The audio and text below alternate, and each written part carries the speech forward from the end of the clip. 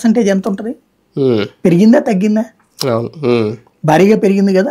నువ్వు టెస్ట్ పెట్టావు, ఆ టెస్ట్లో లేదు. చూడాల్సింది ఫైనల్ రిజల్ట్ అంతే. ఈ టెస్టులో 100 పెట్టు, నువ్వు కావాలని చెప్పి కట్టింగ్ ఇవ్వచ్చు ఆ కోర్స్ తీసేయడం కోసం. మళ్ళీ కార్పొరేట్ విద్యా వ్యవస్థని బాగు చేసి మళ్ళీ పేదవాడికి ఈ విద్యను దూరం చేసేటటువంటి కుట్ర ఇందులో ఉంది. ఇవాళ నేను ఒక ఛాలెంజ్ చేస్తా, ప్రముఖ కార్పొరేట్ కళాశాలలకు సంబంధించినవి అన్ని బోర్డు ఉన్నాయి కదా, ఎంతమంది ఎన్ని అంటే ఆ కాలేజీలోది బ్రాండ్తో ఒక బోర్డు ఉంటుంది, ఇండివిజువల్గా ఇంకో బోర్డు ఉంటుంది. ఫర్ ఎగ్జాంపుల్ నారాయణ విద్యా సంస్థలు, బీవీఆర్ కేఆర్ కాలేజ్, చైతన్య విద్యా సంస్థలు, ఏవిపి కేఆర్ కాలేజ్, ఇవి దాన్ని ఏమంటారంటే మన ఎయిడెడ్ ఆర్ రికగ్నైజ్డ్ కళాశాలను వీళ్ళు కొన్నారు.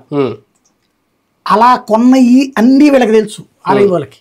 టోటల్గా రాష్ట్ర వ్యాప్తంగా ఉన్నటువంటి ఈ విద్యా సంస్థలకి, ఆ విద్యా సంస్థలకి, ఇంకా గౌతము ఇట్లాగ ఉన్నాయి కదా, ఆ లిస్ట్ అంతా తీయండి. మొత్తం అసలు ఇంటర్మీడియట్ పిల్లలు ఎంతమంది ఉన్నారు? గవర్నమెంట్ కాలేజీలు కానీ మిగతా వాళ్ళందరూ ప్రైవేటే కదా. ఏ విద్యా సంస్థ కింద వాళ్ళు చదువుతున్నారు? నెంబర్ 1. వాళ్ళల్లో ఫస్ట్ క్లాస్లో వచ్చిన వాళ్ళు ఎంతమంది, సెకండ్ క్లాస్లో ఎంతమంది, పాస్ అయిన వాళ్ళు ఎంతమంది, ఫెయిల్ అయిన వాళ్ళు ఎంతమంది, ఈ లిస్ట్ తీయండి. అందరూ హైయెస్ట్